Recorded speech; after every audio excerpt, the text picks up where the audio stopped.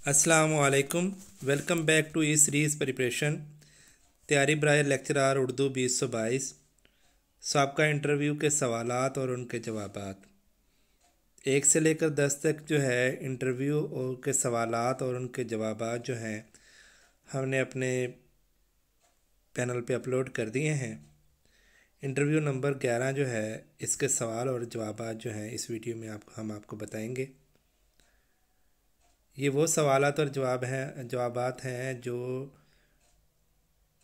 PPSC ने मुख्तलिफ division में टेस्ट इंटरव्यू जो है कंडक्ट किए और वहाँ पे ये सवालात पूछे गए। सीरीज़ शख्सियत सीरीज़ है कि मजीद अमजद का तारफ़ करवाएं, उनकी शायरी की जहात बताएं, तासानीफ बताएं, नुमाइंदा नज़मों के नाम बताएं, नुमाइंदा अशार बताएं, तसव्वुर वक्त बताएं।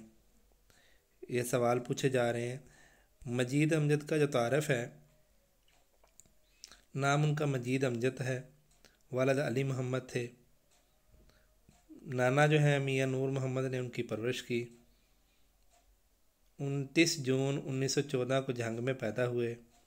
11 मई 1974 को साहिवाल इस्लामिया 1974 को साहिवाल में उनका इंतकाल हुआ।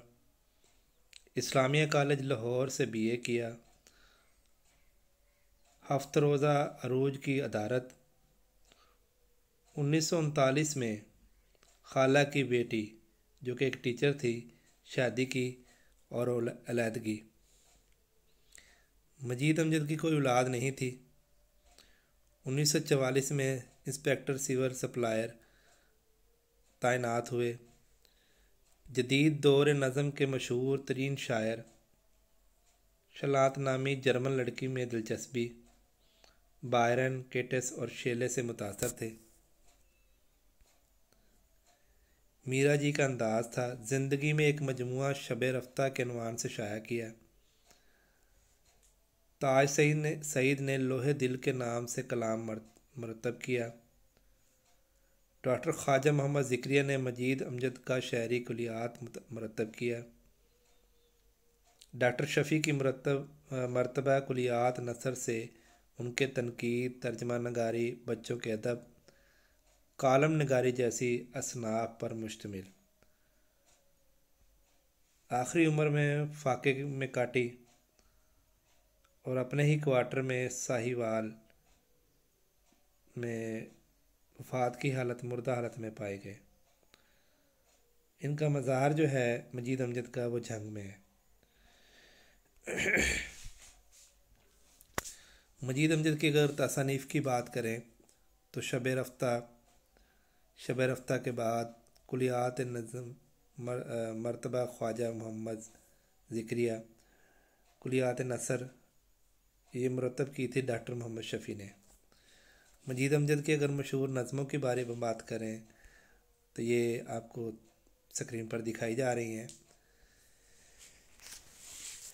पुन्नुवाड़ी, बंदा, तुलुए फ़र्ज़, तोसीए शहर, मंटू, ऑटोग्राफ।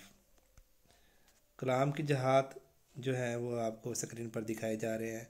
हज़्न मनाल व महरूमी, तसव्वुर वक्त, फितरी शायर वगैरह वगैरह।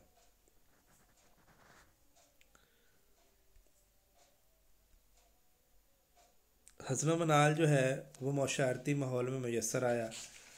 उसने उनके दिलो दिमाग पर जो असर डाला वो ज़्यादा खुशगवार न था। वो खारजी जुल्म और इत्तिसाल पसंद अनासर को देखते हैं और इस तरह उनके अंदर करब नमूदार होता है, जिसका असर उनके कलाम पर भी महसूस किया जाता है।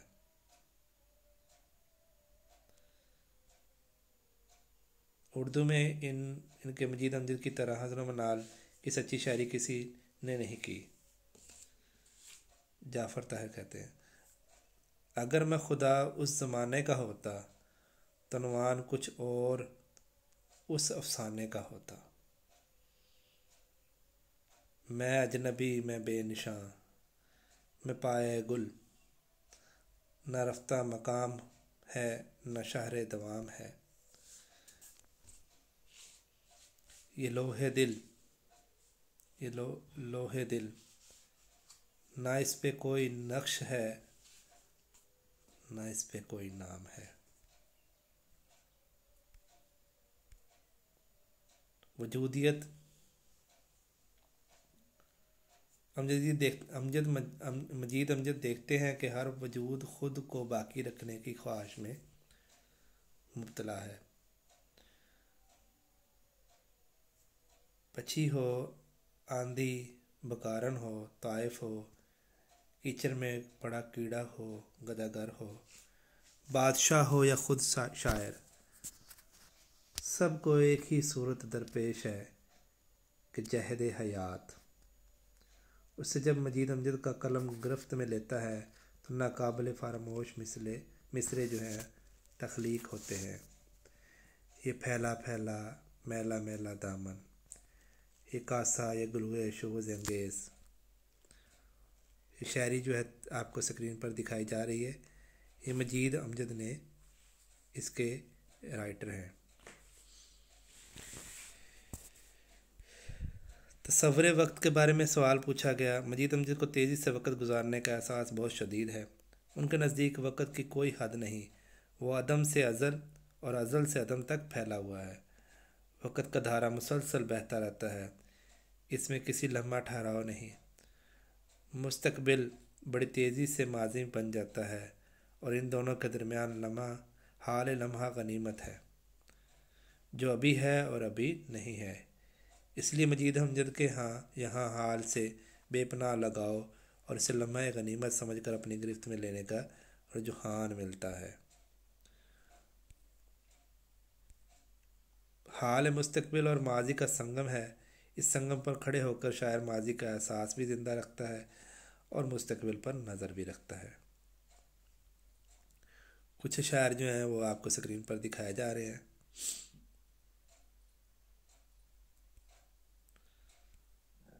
فطری شاعری، مجید امجد کی شاعری میں شجرہ دوست، محبوب، دستگیر، بکاری وغیرہ جیسی علامتیں موجود ہیں۔ عملی زندگی میں بھی مجید امجد اشیاء مزارات سے بہت قربت رکھتے تھے۔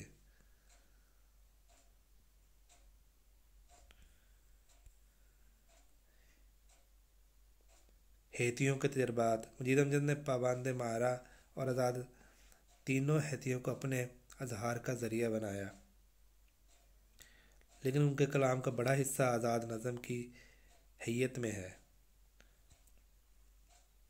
ملتے ہیں ایک انٹرویو نمبر 12 کے ساتھ۔ اللہ حافظ۔